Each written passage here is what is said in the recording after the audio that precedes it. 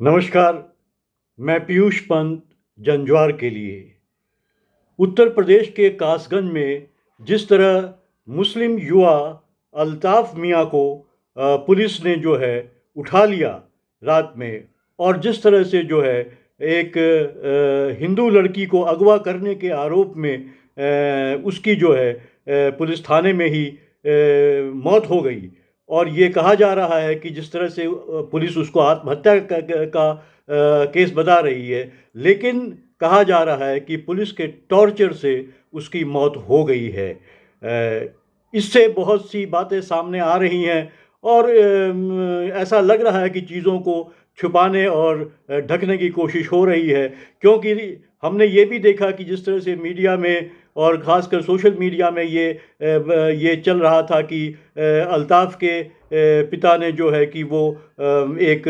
पत्र लिखा है, और जिसमें उसने जो है कि कि निर्दोष माना है पुलिस को। और यहाँ तक कि जो है ये भी बात चल रही थी कि मुआवजा देने के और से एक सरकारी नौकरी देने के परिवार के किसी सदस्य को ये भी बात तय हो गई है। अब इसमें कितनी सच्चाई है ये तो आगे पता चलेगा, लेकिन इस घटना ने निश्चित रूप से पुलिस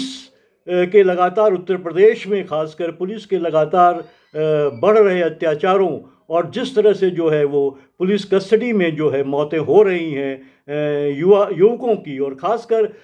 दलित समाज और अल्पसंख्यक समाज के युवकों की, उसने एक बहुत बड़ा प्रश्न चिन्ह जो है उत्तर प्रदेश सरकार के ऊपर लगा दिया है। इसके पहले आपको याद होगा किस तरह से जो है आगरा में भी जो है एक दलित युवक जो जो स्वीपर जो दलित युवक था, जो काम वहाँ सफाई कर्मचारी था, काम करता था पुलिस थाने में, उस पर चोरी का इल्ज़ाम 25 लाख के चोरी का इल्ज़ाम लगा के उसको इतना टॉर्चर किया गया कि उसकी जो है कि वहीं मौत हो गई। उसको भी रफा दफा करने की कोशिश की गई पुलिस के द्वारा। इसी तरह हमने देखा गोरखपुर में भी एक कानपुर के व्यवसायी को किस तरह से जो है उनके होटल में पहुंच के पुलिस ने जो है वही इतनी बुरी तरह पीटा कि जो है कि उसकी मौत हो गई वहाँ पे। उसमें भी जो है कि पहले पुलिस जो है कि बचाव अपना करती रही और उसको चीज़ों को छिपाने की कोशिश की गई, लेकिन अंत में जो है चीज़ें सीसीटीवी से की जब चीज़ें सामने आई तो जो है कि पुलिस वो जो कर्मचारी थे उनको सस्पेंड करना पड़ा। अब इससे सवाल यही उठता है कि आखिर ऐसा क्या हो रहा है कि जो है कि उत्तर प्रदेश में लगातार इस तरह से जो है पुलिस की कस्टडी में जो है वो मौतें बढ़ती चली जा रही हैं। अगर आप देखिए एक सरकारी रिपोर्ट की बात माने तो सरकारी रिपोर्ट में ये कहा गया है कि जो है कि 2020-2021 में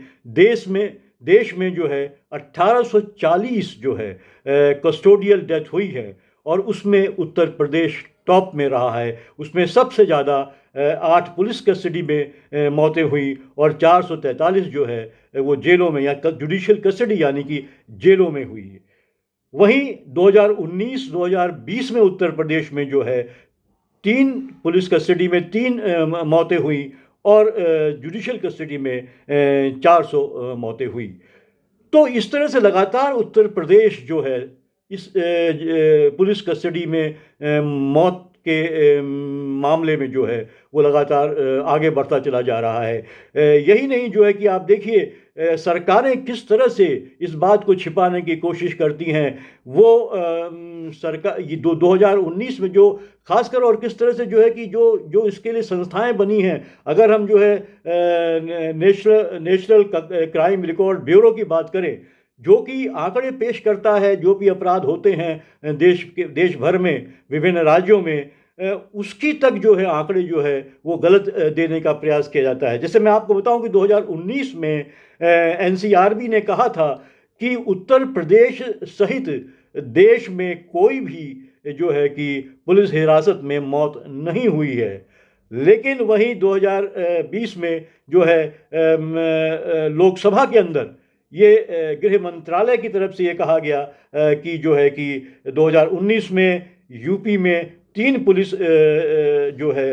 हिरासत में मौतें हुई थी और 400 जुडिशियल मौतें हुई थी। तो इस तरह से जो है लगातार जो है कि ये सरकार के जो संस्थाएं हैं, जिनका काम है कि सही आंकड़े पेश करना, सही तस्वीर पेश करना, वो भी चीज़ों को जो है गलत बाजी करती हैं और गलत तरह से पेश करती रहती हैं। और आप देखिए इसी तरह से जो है अगर पूरे देश के आप आंकड़े को लिया जाए तो पिछले 5 सालों में जो है, यानी कि 2015 से 2019 के बीच में जो है पुलिस कस्टडी में जो 444 मौतें हुई थी, उनमें से 159 मौतें जो थी वो आत्महत्या बताई गई थी। वो इसलिए मैं कह रहा हूँ आपको कि अभी भी जो है कासगंज वाले मामले में भी उत्तर प्रदेश की पुलिस यही कह रही है, यहाँ तक कि एसपी के स्तर का अधिकारी ये बात कह रहा है कि जो है कि उसने जो है वॉशरूम में जाके जो है आत्महत्या कर ली, फांसी लगा ली। और बताइए जहाँ जिस जिस जिस जिस जो टोटी से बात कही जा रही है, वो टोटी की ऊंचाई कितनी कम है, उससे कैसे लगा सकती, लेकिन यही वो कह रही है। लेकिन तो आंकड़े मैं ये आपको बताने की कोशिश कर रहा हूँ, अक्सर पुलिस ये करती है कि ऐसी जो कस्टडी में, जो उसकी अपनी कस्टडी में उसके अत्याचार से जो है जो जो मौतें होती हैं, उनको वो ज़्यादातर जो है आत्महत्या के केस बताती है, या उनको जो है फिर बीमारी से हुई मौतें बता देती है। होता क्या है कि मौत तो हो जाती है पुलिस के थानों में, पुलिस चौकियों में, लेकिन मरने के बाद भी जो है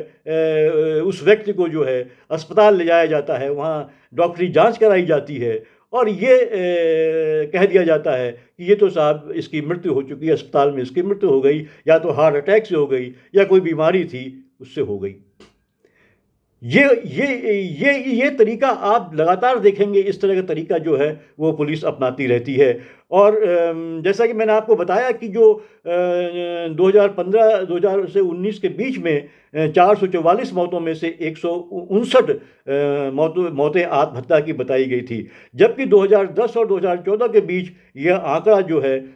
24% ही था, यानी कि 560 मौतों में से सिर्फ 136 जो मौतें थी उनको आत्महत्या बताया गया था। तो ये जो चिर परिचित तरीका है पुलिस का, वो हम देखते हैं लगातार जो है इस तरह से आते हैं, अपने को बचाने की कोशिश होती है, और जो है कि पुलिस इनमें जो है कि कोई भी जो है जो एहतियात है वो बरतती नहीं। आखिर ऐसे पुलिस एट्रोसिटीज़ में मौतें हो जाती तो उनको छिपाया क्यों जाता है और कैसे छिपाया जाता है? आखिर उसके लिए क्यों इन पुलिस अधिकारियों को पनिश क्यों नहीं किया जाता? ये बहुत बड़ा सवाल है। जबकि आप देखिए कि ये एक तमाम गाइडलाइन बनी हुई हैं, चाहे वो जो है कि नेशनल आपका क्या नाम ह्यूमन राइट्स कमीशन हो, उसकी तरफ से गाइडलाइंस इशू हुई हैं, वहीं सुप्रीम कोर्ट की तरफ से कई बार गाइडलाइंस ये इशू हुई हैं कि क्या क्या प्रोसीजर आपको फॉलो करना होता है। उसमें खासकर आप देखिए, जो अगर मैं आपको याद दिलाऊं तो सुप्रीम कोर्ट की रूलिंग थी 1997 में, DK बसु वर्सेस वेस्ट बंगाल, बहुत महत्वपूर्ण रूलिंग थी, जिसमें उसमें गाइडलाइन इशू करी थी सुप्रीम कोर्ट ने। उसमें यह कहा गया था कि किसी को भी अरेस्ट करके आप तुरंत जो है उसका दस्तावेजीकरण करेंगे, यानी आप उसको रजिस्टर करेंगे, उसको आप दिखाएंगे उसको कि उसकी गिरफ्तारी हुई है, और उसकी गिरफ्तारी होने के बाद आप जो है कि उस कागज़ पे जो है एक इंडिपेंडेंट विटनेस के साइन कराएंगे और खुद उसके साइन कराएंगे जो जिसकी आपने गिरफ्तारी करी है। इसके अलावा आपको मेडिकल एग्जामिनेशन कराना पड़ेगा, तुरंत मेडिकल एग्जामिनेशन कराना पड़ेगा जिसको आप पकड़ के लाए हैं। और इसके अलावा जो है आपको जो है कि 24 घंटे के भीतर उस व्यक्ति को जो है आपको कोर्ट के सामने,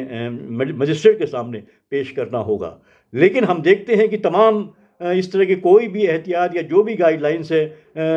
उनकी धज्जियां उड़ा दी जाती है और उसका पालन नहीं होता है। यही हमने इस केस में भी देखा, यही हमने आगरा वाले केस में भी देखा था, यही हमने ये कासगंज के केस में देखा कि ये ऐसा होता है। दरअसल हो क्या रहा है कि देखिए, असल में खासकर अगर हम उत्तर प्रदेश की बात करें तो आखिर क्यों पुलिस इस तरह हिंसक होती चली जा रही है, क्यों इस तरह पुलिस जो है अपने स्तर पे जो है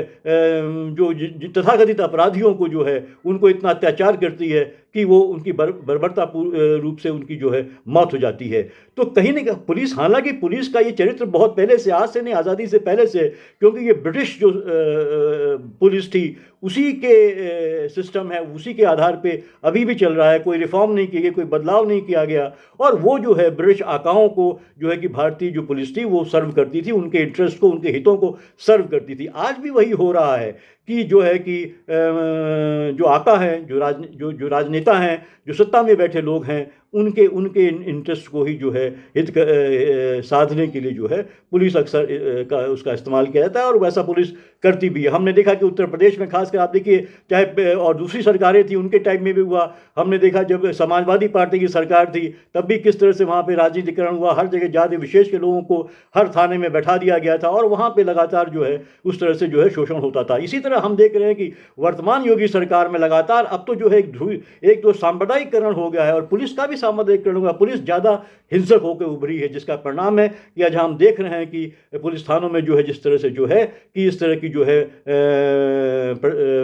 मौतें हो जा रही हैं, लोगों को मार दिया जा रहा है इस तरह से। और ये पूरा का पूरा एक लव जिहाद के नाम पे, पहले ये था, हमें याद है यूपीए सरकार जब थी उसके आतंकवाद के नाम पे जो है तमाम जो है इनोसेंट जो है युवाओं को, खासकर अल्पसंख्यक समुदाय के युवाओं को जो है कि गिरफ्तार कर लिया जाता था और उन्हें प्रताड़ित करके उनको जेल भेज देता है। लेकिन कस्टोडियल जो डेथ थी उतनी इस तरह नहीं होती जितना आज हो रही, लेकिन उनको प्रताड़ित करके जेल भेज देता। बाद में वो 10-12 साल बाद जो है कोर्ट में केस चलता था, उसके बाद वो जो है कि उनकी रिहाई होती थी, और उन पे कोई भी जो है अपराध साबित नहीं होता था। अब ये हम देख रहे हैं कि एक धर्म के आधार पे, विशेष एक समुदाय के खिलाफ जो है इस तरह की जो है गतिविधियां जो है, इस तरह की एक्शन जो है पुलिस कर रही है, उसमें निश्चित रूप से कहीं ना कहीं मुझे लगता है कि एक जो है अपने आकाओं को खुश करने के लिए और उनके एजेंडे को जो है आगे बढ़ाने के लिए, इनाम अपनी पीठ थपथपाने के लिए पुलिस ये कर रही है। क्योंकि पुलिस का पूरी तरीके से जो है कि राजनीतिकरण हो गया है। मैं तो कहूँगा अब इस सरकार के दौरान जो है निश्चित रूप से जो है हम देख सकते हैं कि जिस तरह से जो है सांप्रदायिकरण कहीं ज़्यादा हो गया है। पहले भी था, इसमें कोई डाउट नहीं है, क्योंकि पुलिस भी जो है उस लाइन पे सोचा करती थी, धर्म के आधार पे, जात के आधार पे सोचा करती थी, लेकिन अभी ज़्यादा हुआ है निश्चित रूप से ये। और यही परिणाम है कि ठोक दो वाली जो संस्कृति है उसी का परिणाम है कि पुलिस और जो झूठे इनकाउंटर करती है उसके तहत जो अपने जो है कि वो एक हिंसक प्रवृत्ति आ गई है पुलिस के अंदर, और वो अपने स्तर पे चीज़ों को निपटाए, क्योंकि वो जानती है कि उनको पनिश नहीं किया जाएगा बल्कि उन्हें इनाम दिया जाएगा। और पनिश इसलिए नहीं किया जाता, एक तो जो है कि सत्ता में बैठे लोग चाहते नहीं है, क्योंकि जो उनके हितों को साध रहे हैं उनको आखिर क्यों पनिश की जाए। दूसरा जो है कि एक प्रोसीड्यूरियल जो है कि एक प्रक्रिया के तहत भी जो है काफ़ी कठिन काम है प्रोसिक्यूट करना किसी भी पुलिस अधिकारी को या पुलिस कर्मचारी को जो इसमें वो लिप्त पाया जाता है, क्योंकि एक तो प्रॉपर एविडेंस नहीं होता है पुलिस थाने में, वो उसकी कमी होती है। दूसरा आपको जो है कि परमिशन लेनी पड़ती है उनको प्रोसिक्यूट करने के लिए। और तीसरा जो है कि आपको जो है विटनेस जो है वो अक्सर हमने देखा है कि हॉस्टाइल हो जाते हैं। तो इस सब का फ़ायदा जो है पुलिस कर्मचारियों को मिलता है, और वो जो है इस तरह के घटनाओं को अंजाम देने में वो लगातार सफल रहते हैं। लेकिन इसे रोक सकती है तो मीडिया और न्यायपालिका ही रोक सकती है। इन्हीं शब्दों के साथ मैं आपसे विदा लेता हूं। नमस्कार। न गोदी मीडिया, न विरोधी मीडिया, न इसकी मीडिया न उसकी मीडिया, हम हैं जनता की मीडिया, जनज्वार। जनज्वार की हर खबर को जन जन तक पहुंचाने के लिए फेसबुक पेज को फॉलो करें, शेयर करें।